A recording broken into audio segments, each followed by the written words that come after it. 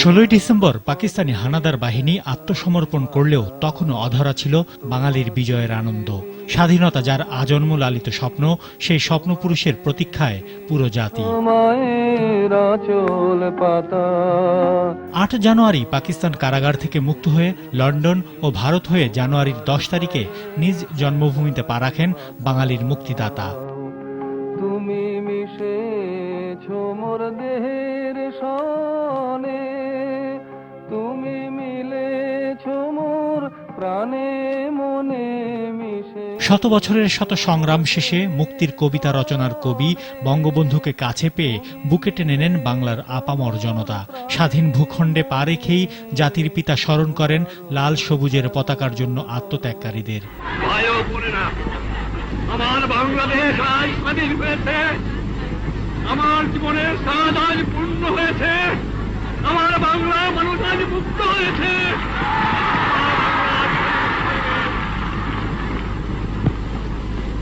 আমি আজ বক্তৃতা করতে পারবো না। বাংলার ছেলেরা, বাংলার মেয়েরা, বাংলার কৃষক, বাংলার শ্রমিক, বাংলার বুদ্ধিজীবী কিভাবে সংগ্রাম করেছে।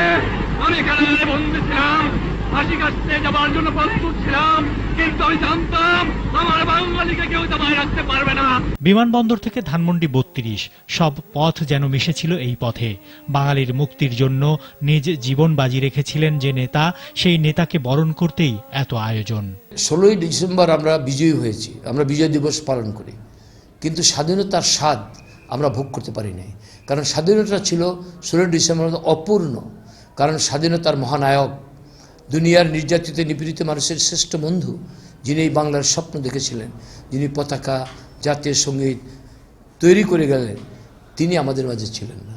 আমরা প্রতীক্ষার প্রহর গুনছি। 10ই জানুয়ারি ফিরে এলেন সেই পাকিস্তান কারাগার থেকে, লন্ডন হয়ে, দিল্লি হয়ে যখন বাংলার মাটিতে পা রাখলেন, সেদিনই মনে হয়েছে আজ আমরা পরিপূর্ণ স্বাধীন।